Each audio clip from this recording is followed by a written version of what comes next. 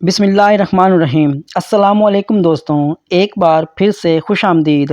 ناظرین کرام، قاتل حسین رضی اللہ تعالی عنہ عبید اللہ بن زیاد کا حشر رسول اللہ صلی اللہ علیہ وآلہ وسلم کی آنکھوں کی ٹھنڈک یعنی حضرت حسین رضی اللہ تعالی عنہ اور ان کے اہل بیت کے قاتلوں کے سردار عبید اللہ بن زیاد کا حشر اس زمانے کے لوگوں نے دیکھ لیا کہ ابراہیم بن اشتر نے اس کے اور اس کے ساتھیوں کے سروں کو کاٹ کر ایک مسجد کے صحن میں مولی گاجر کی طرح ڈھیر لگا دیا۔ ترمذی شریف کے اندر حضرت عمار بن عمیر سے ایک روایت ہے کہ وہ فرماتے ہیں کہ جب عبید اللہ بن زیاد اور اس کے ساتھیوں کے سروں کو مسجد کے صحن میں کاٹ کر ڈھیر لگا دیا گیا تو اس منظر کو دیکھنے کے لیے لوگوں کی ایک بھیڑ لگی ہوئی تھی،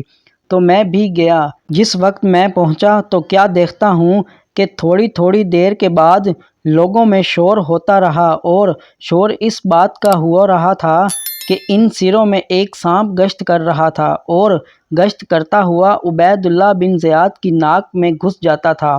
تھوڑی دیر اس کی ناک میں ٹھہرنے کے بعد پھر نکل کر غائب ہو جاتا تھا، پھر تھوڑی دیر بعد آ کر اس کی ناک میں گھستا تھا۔ میں نے اپنی آنکھوں سے یہ منظر مسلسل 3 مرتبہ دیکھا۔ جس نے اللہ کے ولی کے ساتھ عداوت کی، اس کا یہ حشر دنیا میں بھی لوگوں نے دیکھ لیا ہے، اب آخرت میں کیا ہوگا وہ اللہ کو زیادہ معلوم ہے۔